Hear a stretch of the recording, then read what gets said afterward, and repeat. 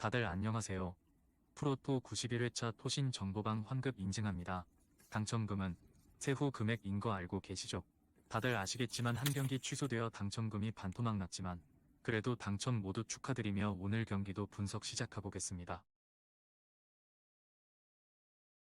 금일 첫 번째 경기 디트로이트 대 토론토 분석 시작해보겠습니다. 디트는 샬럿은 잡고 1승을 더 보탰다. 커닝햄과 그라임스가 시도한 3점 16개 중 14개가 빗나갔지만 듀런과 와이즈맨 등이 골밑에서 확실하게 제공권을 압도하며 세컨 찬스 득점을 만들었고 폰테키오가 내 외곽을 오가며 커닝햄의 득점 부담을 줄였다. 사서와 와이즈맨 등 벤치의 득점이 어느 정도 나오는 것도 팀에는 큰 힘이다. 토론토는 강호 덴버 원정에서 이를 칠 뻔했다. 전반 17점 차로 앞섰고 4쿼터 시작 전에도 5점을 앞서며 승리할 뻔했지만 클러치 부진이 아쉬웠다. 스카티 반즈와 퍼틀 등 주전 프론트 코트에 이어 메인 볼핸들러인 퀴클리도 빠진 공백이 컸다. 그래도 바렛과 브라운이 공수에서 활약했고 최근 출전 시간이 늘어난 딕의 외곽포도 잘 들어간다. 디트의 승리를 본다. 토론토는 바렛과 딕의 쌍포를 앞세워 원정 승리를 노릴 것이다. 그러나 올리닉과 맥다니엘스 등이 나서는 빅맨 전력이 떨어지기에 높이가 좋은 디트 상대로 고전이 예상된다. 듀런이 리바운드와 블록을 책임지며 상대 골밑 침투를 저지할 것이고 커닝햄과 아이비가 득점을 이끌 디트가 승리할 것이다. 금일 두 번째 경기 올랜도 대 브루클린 분석 시작해보겠습니다. 올랜도는 인디애나 상대로 나선 홈 경기에서 14점 차 패배를 당했다. 전반 반케로와 웬델 카터의 득점이 나오며 리드를 잡았는데 후반 상대에 압도당했다. 동부 4위 경쟁에서 앞서 나가는 상황으로 최근 페이스가 좋았기에 아쉬운 패배였다. 그래도 기복을 보이던 조 잉글스와 콜 앤서니 등 핵심 벤치들이 10득점 이상을 하며 살아날 기미를 보였기에 이 경기 승리를 노린다. 브루클린은 클블 원정에서 기분 좋은 승리를 따냈다. 미첼과 에반 모블리가 빠졌다 해도 갈란드가 버틴 클블이었기에 고전이 예상됐지만 3쿼터 44점을 몰아치며 승부를 갈랐다. 부상에서 돌아와 두 경기 연속 20득점을 넘긴 캠 토마스가 맹활약했고 브리지스도 모처럼 60% 이상의 야투율로 다득점했다. 브루클린의 승리를 본다. 올랜도는 반케로와 프란츠 바그너를 비롯해 재능 넘치는 포워드 자원들이 즐비하다. 그러나 브리지스와 필리 스미스 등 수비가 좋은 선수들이 나설 브루클린 프론트 코트가 쉽게 상대 득점원들에게 실점하지 않을 것이다. 슈로더와 토마스, 스미스 주니어 등이 안정적으로 공격 전개에 나설 브루클린이 원정승을 노릴 만하다. 금일 세 번째 경기 인디애나 대 시카고 분석 시작해보겠습니다. 인디애나는 오클에 이어 시카고를 연달아 상대한다. 원정을 다녀와 휴식할 시간 없이 디비전 라이벌을 상대해야 한다. 그래도 할리버튼과 시아캄이 건재하고 핵심 로테이션 자원 중에 부상자가 없기에 부담 없이 경기에 임할 수 있다. 네스미스와 맥코넬, 젤린 스미스 등 최근 경기력이 좋은 선수들도 있고 할리버튼이 부진을 벗어났기에 홈 승리를 노린다. 시카고는 댈러스 상대로 홈에서 승리를 노렸지만 35점 차로 패했다. 경기 시작과 동시에 1쿼터에만 16대 44를 기록했고 그 이후 별다른 반등을 하지 못했다. 부세비치와 드러먼드 등 올스타 빅맨들이 상대 빅맨들에게 밀린 점도 아쉬웠다. 그래도 아직은 플레이인 토너먼트를 충분히 노릴 만하고 기회는 남아있다. 인디애나의 승리를 본다. 시카고는 토리 크레이그가 돌아왔지만 B팀과 필립스 등 투웨이 플레이어들이 벤치에서 긴 시간을 뛸 정도로 벤치 전력이 약하다. 백투백이긴 하지만 홈 경기고 벤치에서 맥코넬과 스미스 등이 잘해주는 인디가 충분히 리드를 지킬 수 있다. 드로잔의 사이즈를 공략할 시약함도 있은 인디애나가 승리할 것이다.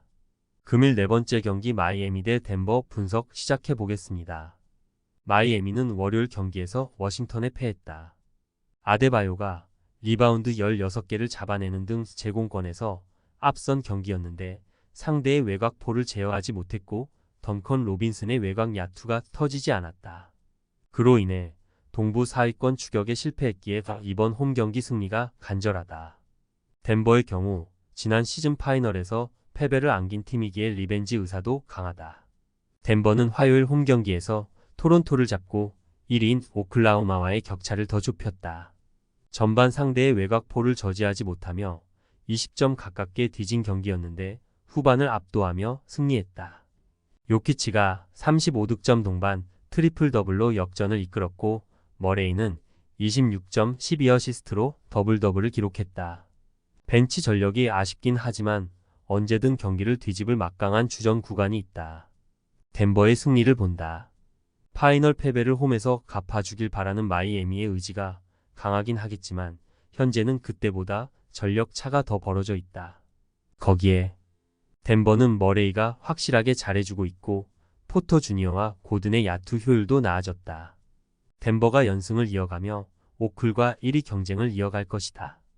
금일 5번째 경기 멤피스 대 샬럿 분석 시작해 보겠습니다.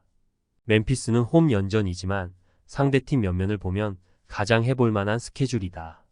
워싱턴과 샬럿 등 D2와 더불어 동부 삼약으로 평가받는 팀 중 두 팀을 백투백으로 만난다. 그러나 다른 팀들이 어느 정도 로테이션을 안정적으로 돌리는 것과 달리 팀 내 부상자가 너무 많다. 알다마와 콘차 등 핵심 벤치가 주전으로 올라오며 벤치가 약해진 점도 있기에 어려운 경기가 될 수 있다. 샬럿은 D2 원정에서 패하고 멤피스를 상대한다. 마일스 브리지스와 그랜트 윌리엄스 등 베테랑 투위너들이 나란히 20득점을 넘겼지만 리바운드 열세가 아쉬웠다. 또 미치치가 나름 활약했지만 앞선에서 안정적으로 볼핸들러 역할을 해준 선수가 없었다. 맥고웬스와 트레맨이 부상 중인 점이 크다. 샬럿의 승리를 본다.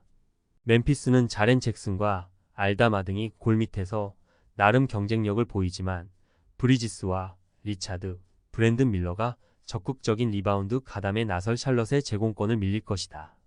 또 멤피스 역시 볼핸들러 문제가 있기에 샬럿의 약점이 그리 드러나지 않을 수 있다. 윌리엄스와 브리지스의 득점이 있을 샬럿이 하위권 팀 대결에서 승리할 것이다. 금일 6번째 경기 뉴올리언즈 대 클리블랜드 분석 시작해 보겠습니다. 뉴올은 애틀 원정에서 승리를 챙기며 40승 고지를 눈앞에 두고 있다. 원정 일정을 소화했기에 승률이 떨어질 수 있는 위기였지만 강팀의 면모를 보여줬다. 자이온은 집요하게 골밑을 파고들며 27점을 페인트 존에서 올렸고 맥컬럼이 3점 슛 4개를 성공했다. 최근 벤치에서 엄청난 활약을 하는 트레이 머피의 손끝도 뜨거웠기에 지지 않을 것 같은 최근을 보내고 있다. 클불은 피닉스에 역전패하며 미러키와의 디비전 리더 경쟁에서 더 뒤처졌다. 갈란드가 3점 슛 7개 포함 30득점을 기록했고 니앙이 선발로 나서 나름 역할을 했지만 픽상과 모두 나선 피닉스를 넘기 어려웠다. 미첼과 에반 모블리에 이어 맥스 스트러스와 딘 웨이드 등 핵심 구인 로테이션 중 4명의 선수가 빠진 여파가 크다. 뉴올의 승리를 본다. 클불은 알렌과 니앙, 존스 등이 빅맨 로테이션으로 나서야 하는데 알렌을 제외하면 공격에서 기대할 선수가 없다. 자이온의 사이즈를 감당하기도 어렵다. 최근 리그 최고의 슈터 역할을 하는 트레이 머피가 벤치에서 나올 정도로 로스터에 강점이 있는 뉴올이 1승을 더 추가할 수 있다. 토신 최종 조합은 영상 아래 고정 댓글로 말 걸어주시면 토신 정보방에서 무료로 공유해드립니다. 제발 손해보면서 토토하지 말고 다같이 웃으면서 즐겁게 베팅합시다. 함께 하실 분들은 부담 갖지 마시고 편하게 말 걸어주세요.